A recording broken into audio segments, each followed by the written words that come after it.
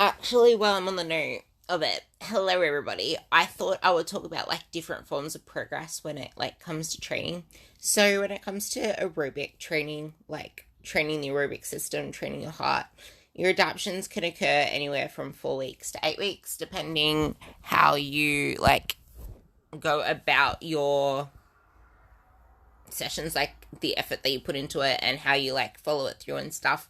So yeah, and then when it comes to strength training, usually adaptations happen anywhere from 8 weeks up until 12 weeks. So usually, like, if like sometimes program like your adaptations will happen before the 8 weeks are up, or they'll happen in like 20 weeks time. It all depends on your skill level. Like beginners, for example, they can still progress on the same program for like up to 12, 16 weeks.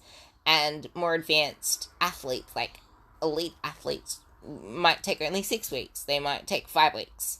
They might take 4 weeks. Like the more advanced you are, the more variant your like adaptation rate is.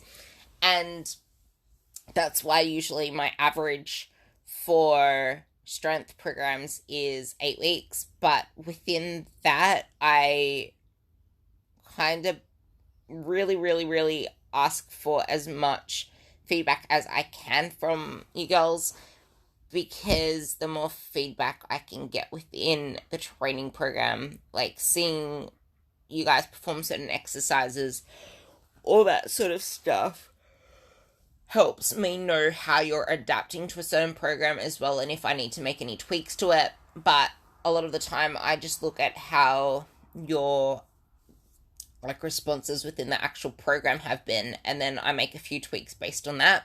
Or like halfway through the program I might change just the way that you grip something, but I keep the basics the same. So there are different ways of progressing in terms of a program in itself. Like you can progress through getting stronger, you can progress like as in adding weight, through adding more reps, through getting things done quicker, through resting less, like for example, through feeling your mind muscle connection a lot better. Like for example, on my squat day I actually dropped the weight 5 kilos. Yeah, dropped the weight 5 kilos, and I found that I was able to nail my tempo a lot better, and I actually rested less between reps, not just the sets but the reps. So usually I like catch a few breathers between each rep, but I was able to actually get into my reps a lot better. Do my 3 seconds eccentric, my long second pause at the bottom, and I actually ended up feeling my quads so much more that day. So progress isn't linear in the same way that you think it is. Like, yeah, I went from 80 kilos to 75 kilos, but I never felt my quads the way that I felt them before. Like, there is just, like, we don't live in a vacuum. There is just so much to progressing on a program. And that's exactly why it's good to keep programs running through for quite a while. And also why it's so important to not get married to the numbers. Anyway, I think I covered everything when it comes to like progress.